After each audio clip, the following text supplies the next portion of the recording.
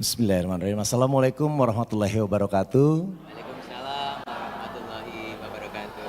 Selamat pagi, salam sejahtera untuk kita semua. Om Swastiastu, Namo Buddhaya, salam kebajikan.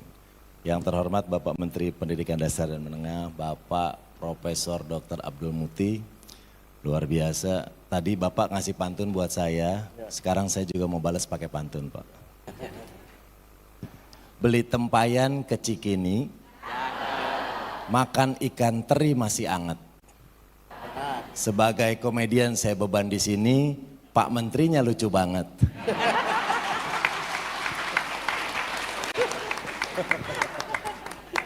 Iya, karena saya percaya tingkat sense humor itu berhubungan dengan tingkat kecerdasan. Paling nggak kita tahu menteri kita cerdas banget orangnya, Pak. Yang saya hormati, kalau saya harus lengkap, kepala, badan, tangan, dan kaki Bapak Hafiz. Pengembangan bahasa ya Pak ya.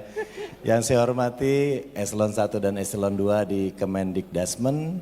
Bapak dan Ibu guru yang hadir di sini, rekan-rekan mahasiswa semua, ada juga dari musyawarah, guru, mata pelajaran, ada bahasa Indonesia. Dan semua yang hadir di sini yang saya banggakan. Luar biasa, senang sekali hari ini, tadi Pak Menteri sudah menyampaikan terkait bahasa Indonesia. Kalau kita mundur ke perkiraan 100 tahun ke belakang, tepatnya di 97 tahun yang lalu, momen Sumpah Pemuda, bahasa Indonesia sudah menunjukkan tugas pertama dan utamanya, yaitu menjadi bahasa persatuan buat kita. Ini menandakan bahasa Indonesia itu sangat penting.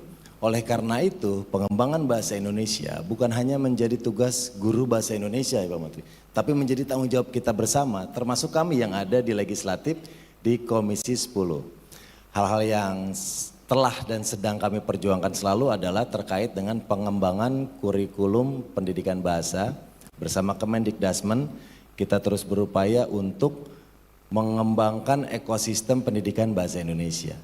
Juga terkait literasi, kita bersama dengan Perpustakaan Nasional terus menyebarkan banyak buku-buku pelajaran sastra bahasa Indonesia ke seluruh pelosok sekolah di seluruh Indonesia untuk meningkatkan angka literasi negara kita yang masih sangat rendah.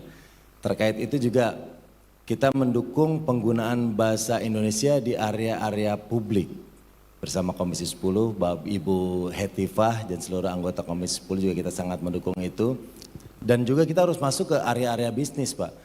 Karena kopi hitam harganya 5.000 tapi kalau udah jadi black coffee itu 25.000 Pak. Iya. Takutnya kalau tren ini menjadi pakem, nanti di pinggir-pinggir jalan kita akan melihat, Bang dagang apa Bang?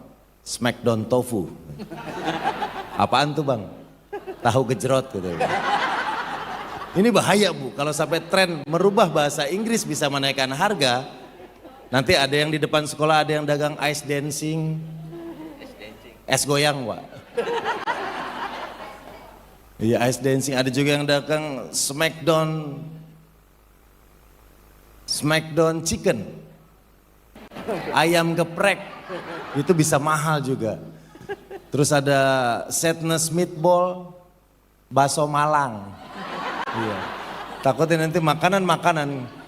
Ini bukan masalah ekonomi, ini masalah kebanggaan kita terhadap bangsa Indonesia. Jadi mau jual kopi hitam, tetap kopi hitam. Jangan namanya yang dirubah, tapi kualitas kopinya yang kita naikkan agar harganya bisa naik. Iya. Dan kalau Pak Menteri bicara bahasa Indonesia, kalau Pak Menteri tadi bicara tentang lagu. Lagu menurut Pak Menteri dari sisi lirik-liriknya udah kurang yang bahasa Indonesia kuat. Kalau saya melihat dari sisi judulnya Pak. Bahasa Indonesia, lagu-lagu bahasa Indonesia menurut saya masih terlalu bertele-tele. Pergi pagi pulang pagi. Harusnya bisa disingkat Pak, lembur. Iya, lagu Armada itu kita sambut. Armada, lembur. Bisa lebih cepat gitu Pak. Iya. Ada lagi lagu Senyum di Atas Luka. Terlalu panjang. Saryawan itu. Iya, bertele-tele itu Pak ya. Bapak tahu lagu Suci Dalam Debu? Tayamum. Tayamum itu. Tayamum itu. Iya. Jadi kurikulum satu yang penting adalah bagaimana kita selalu memberikan penguatan atau belajar terus bahasa Indonesia dalam kehidupan sehari-hari. Hal ini saya mendapat inspirasi Pak dari asisten rumah saya Pak. Namanya Pak Agus Citayam. Ada yang pernah dengar? Nah, karena beberapa kali pernah syuting bersama saya, kisah bertemu saya dengan beliau lucu Pak. Saya waktu itu 15 tahun yang lalu masih syuting FTV. Pada saat saya syuting ada namanya bagian PU, pembantu umum. Tugas beliau adalah menyiapkan makanan-makanan untuk artis dan kru. Pada saat saya kelar break syuting, beliau nyamperin saya nih Pak. Tiba-tiba nanya saya gini Pak, permisi Pak, apakah Bapak ingin menghilangkan dahaga? Bayangin Pak. Kru film, pembantu umum ngomong dahaga. Saya kaget. Oh iya, saya mau minum. Apa yang ingin Bapak nikmati? Kopi atau es teh manis? Saya bilang saya mau es teh manis. Dibawain sama dia es teh manis, beneran Pak. Setelah syuting, saya minum es teh manis. Es teh manis saya udah tinggal sedikit. Dia nyamperin saya lagi Pak. Permisi Pak, apakah es teh manisnya mau direvisi?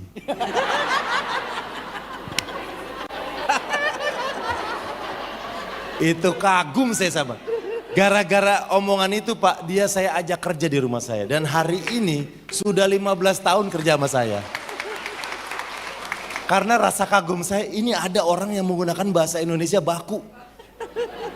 Bahkan Pak kalau chat ke saya Pak, dia kebetulan di rumah kalau ditanya, kalau teman-teman artis sama kru TV datang ke rumah yang dicari dia, Pak Agus Citayam, panggilannya Pak Cita. Saya tanya sama dia, kenapa kamu pakai nama Citayam? Citayam adalah tempat kelahiran saya. Minimal kalau saya pakai nama Citayam, saya sudah memperkenalkan Citayam ke seluruh Indonesia. Karena di kredit tete keluar tuh, pembantu umum Agus Citayam gitu. Nasionalismenya tinggi Pak. Waktu burung murai saya pernah mati dimakan tikus. Pak Agus Citayam ngabarin ke saya. Sampai saya upload di sosmed saya, silakan di scroll beberapa tahun yang lalu. Hanya mengabarkan burung mati, dia bilang gini Pak, selamat pagi Pak, innalillahi wa inna ilaihi raji'un. Harap Bapak bersabar, saya ingin memberikan berita duka. Burung kesayangan Bapak telah meninggalkan kita semua. Sedetail itu Pak, pada tinggal bilang Pak Denny burungnya mati, selesai. Sepanjang itu. Dan saya penasaran saya kan, waktu saya ketemu pertama kali di lokasi syuting, saya tanya ke kru yang lain, itu emang gitu orang ngomongnya? Iya Bang, sama dia emang semua dia ngomong gitu, baku. Oh serius udah. Jadi hiburan buat saya ajak ngobrol. Kamu udah berapa lama kerja di sini? Ya kalau saya bekerja di sini, saya hanya per proyek. Misalnya kalau ada syuting saya syuting, kalau tidak ada syuting ya saya tidak bekerja. Mau nggak kerja di rumah saya tanya. Dengan senang hati Pak Denny. Karena kalau dengan demikian saya bisa mendapatkan penghasilan bulanan. Karena syuting sewaktu-waktu, sedangkan anak istri saya setiap hari harus saya nafkahi. Akhirnya saya ajak kerja di rumah saya Pak. Saya sampai hari ini beliau kerja di rumah saya.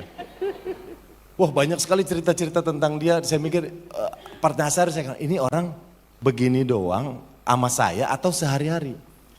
Saya pernah telepon dia, anaknya ulang tahun saya mau ngasih kado.